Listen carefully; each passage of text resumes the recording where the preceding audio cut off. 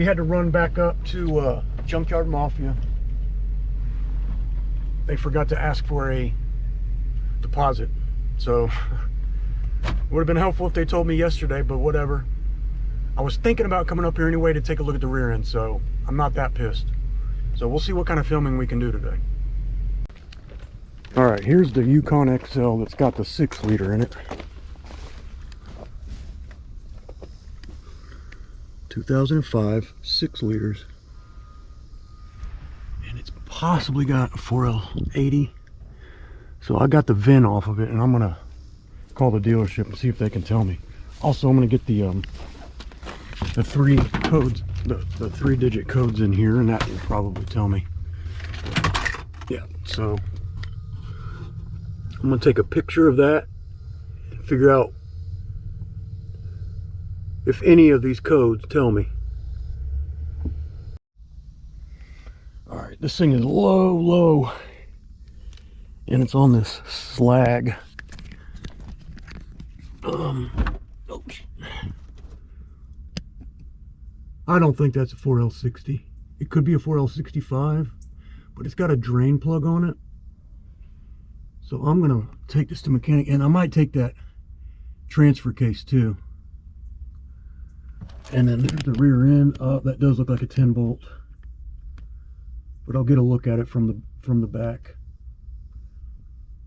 But it's definitely leaf springs. So I might have to snag that transfer case. If this is a 4L80, I'm going to snag that transfer case too. All right, let's see if I can get a picture to take to the mechanic. All right, there's several. Hey man, this stuff is hard to walk on.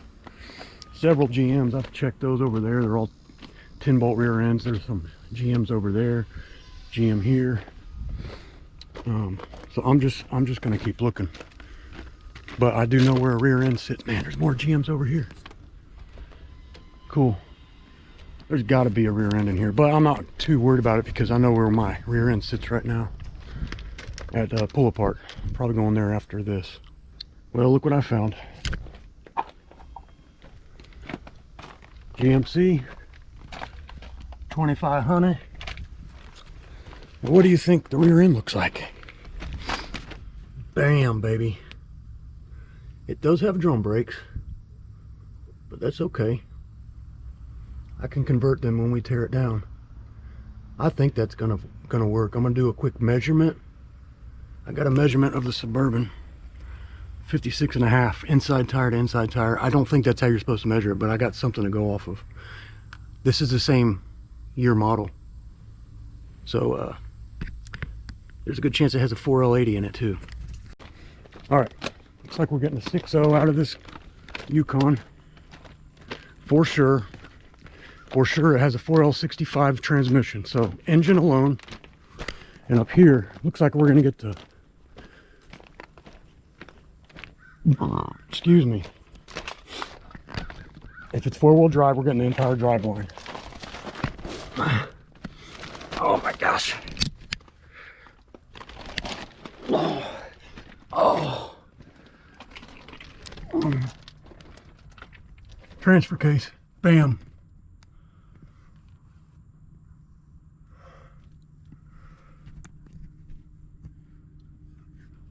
Yep.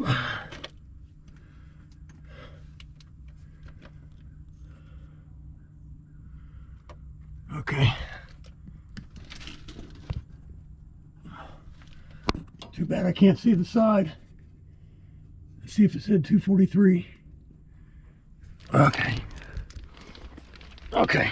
Let's go tell him it is 4-wheel drive. Actually, oh yeah, it's 4-wheel drive for sure.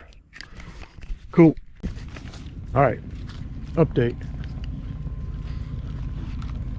Got the engine for sure. Got the transmission for sure. And transfer case. It is a 4-wheel drive.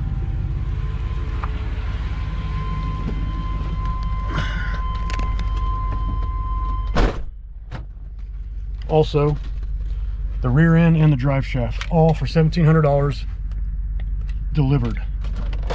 $100 to deliver it. Absolutely do it, yes.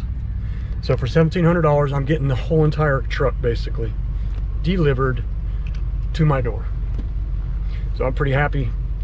And shout out to Junk Car Mafia. Hopefully they come through, but I think they will. One last thing, I got to go talk to the mechanic and confirm that this rear end is going to work. It's slightly more narrow, and it's an 8 lug, where I've got a 6 lug.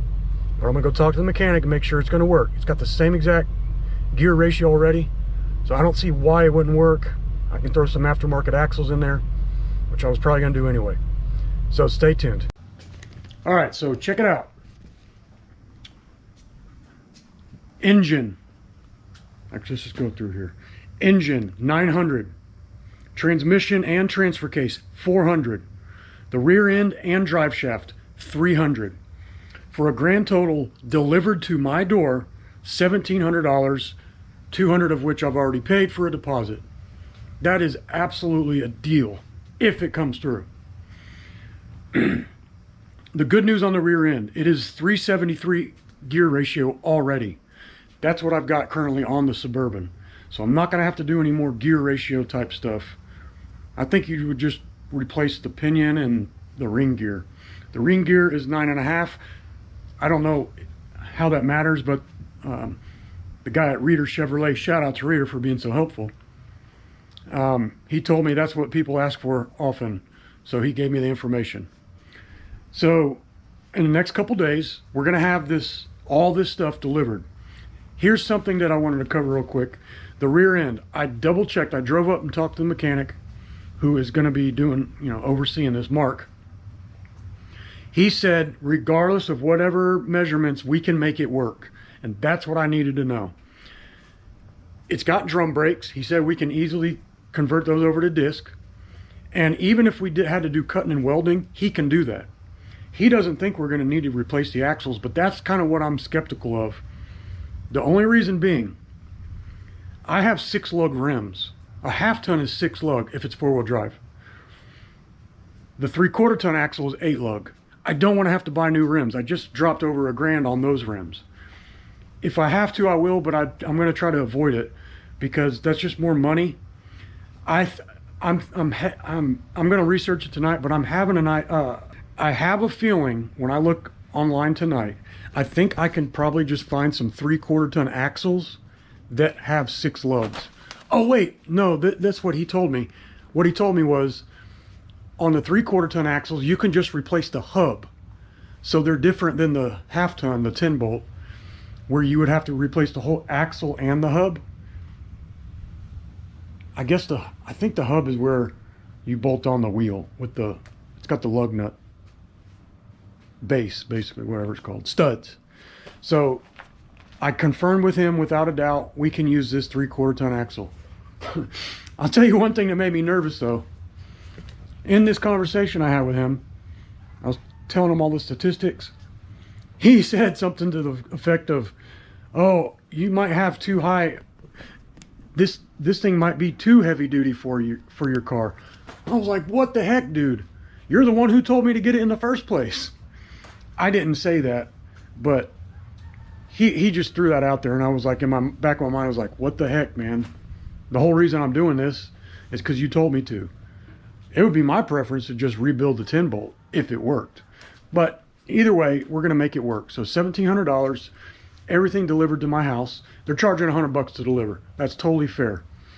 And they've got a flatbed. If I would have picked it up, I would have spent $50 on the U-Haul rental, the trailer. And I've got a really tight driveway. It's really hard to back. So plus the time and money for gas.